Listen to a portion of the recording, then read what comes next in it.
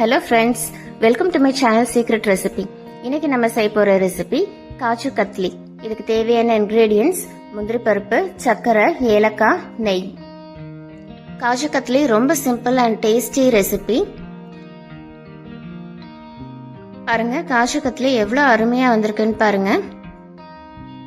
இது நம்ம பிச்சு பார்க்கும்போது ரொம்ப சாஃப்டா இருக்கும். இது சாப்பிட்றதுக்கும் ரொம்ப நல்லா இருக்கும்.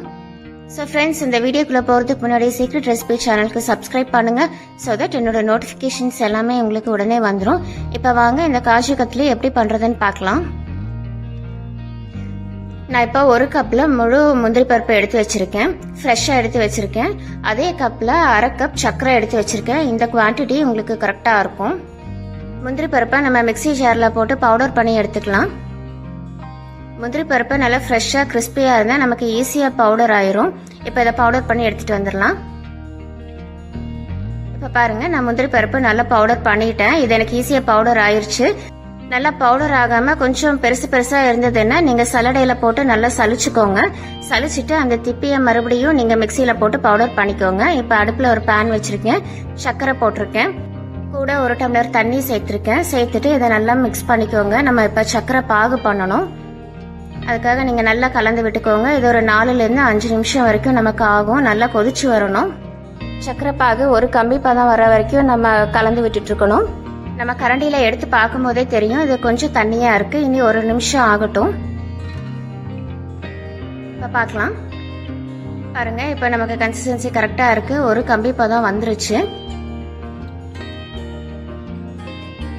இப்போ இது கூட நம்ம பவுடர் பண்ணி வச்சிருக்கிற முந்திரி பருப்பு பவுடரை இது கூட நம்ம சேர்த்துக்கலாம். சேர்த்துட்டு இதை நல்லா கலந்து விட்டுக்கோங்க.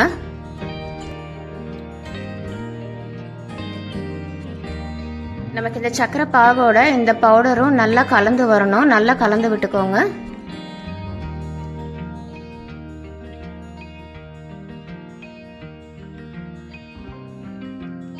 இது கூட வாசனைக்காக நான் கொஞ்சமா ஏலக்காய் பவுடர் சேர்த்திருக்கேன். சேர்த்துட்டு அதோட ஒரு ஸ்பூன் நெய் சேர்த்திருக்கேன். நெய் வாசனைக்காக நான் கொஞ்சமா சேர்த்திருக்கேன். நெய் நமக்கு அதிகமா தேவையில்லை, நமக்கு கொஞ்சமா இருந்தா போதும். இப்போ நமக்கு சர்க்கரை பாகோட முந்திரி பருப்பு பவுடர் நல்லா கலந்து வந்துருச்சு பாருங்க.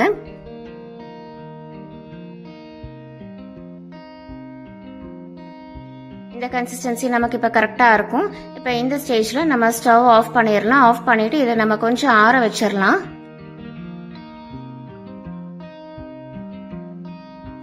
இந்த பேன்லேயே நல்லா ஸ்ப்ரெட் பண்ணி விட்டுக்கோங்க. நல்லா ஸ்ப்ரெட் பண்ணும்போது நமக்கு சீக்கிரமாக ஆறிடும். இது கொஞ்சம் ஆறட்டும். இப்போ இது ஓரளவுக்கு நல்லா ஆறிடுச்சு. இதை எடுத்து நான் பட்டர் ஷீட்டில் போட்டுக்கிறேன். லைட்டாக இன்னி கொஞ்சம் சூடாக இருக்குது. நமக்கு ரொம்பவும் ஆறக்கூடாது. ரொம்ப ஆறிச்சுன்னா நமக்கு கட் பண்ணும்போது கரெக்டாக வராது.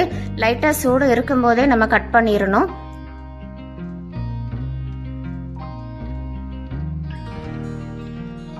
இப்போ பாருங்க, நமக்கு நல்லா ரெடி ஆயிடுச்சு பாருங்க. சப்பாத்தி மாவு மாதிரி நல்லா சாஃப்டா வந்திருக்கு.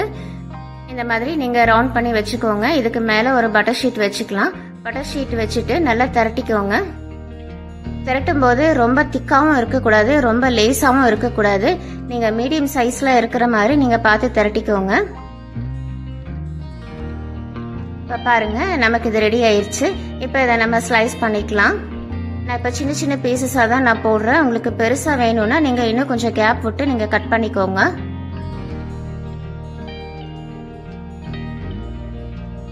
நமக்கு கொஞ்சம் சூடாக இருக்கும் போதே நீங்கள் இந்த மாதிரி கட் பண்ணும்போது நமக்கு இது ஈஸியாக வந்துடும். நல்லா ஆறிடுச்சுன்னா நமக்கு கொஞ்சம் உடஞ்சி வரும். அதனால நீங்கள் லைட்டாக சூடு இருக்கும் போதே நீங்கள் கட் பண்ணிக்கோங்க.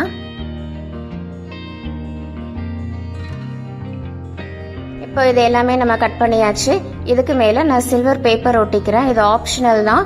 உங்களுக்கு விருப்பப்பட்டால் நீங்கள் ஒட்டிக்கோங்க, இல்லைன்னா தேவையில்லை.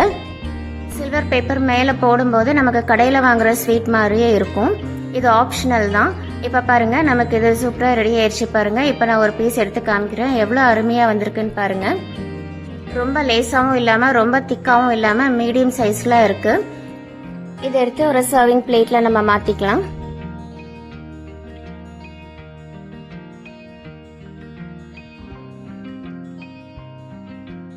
ஸோ ஃப்ரெண்ட்ஸ், இந்த ரெசிபி எல்லாருமே ட்ரை பண்ணி பாருங்கள். இது ரொம்ப simple and tasty recipe.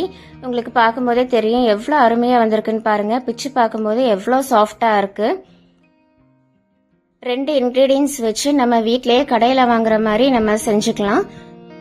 So friends, இந்த ரெசிபி எல்லாருமே ட்ரை பண்ணி பாருங்க.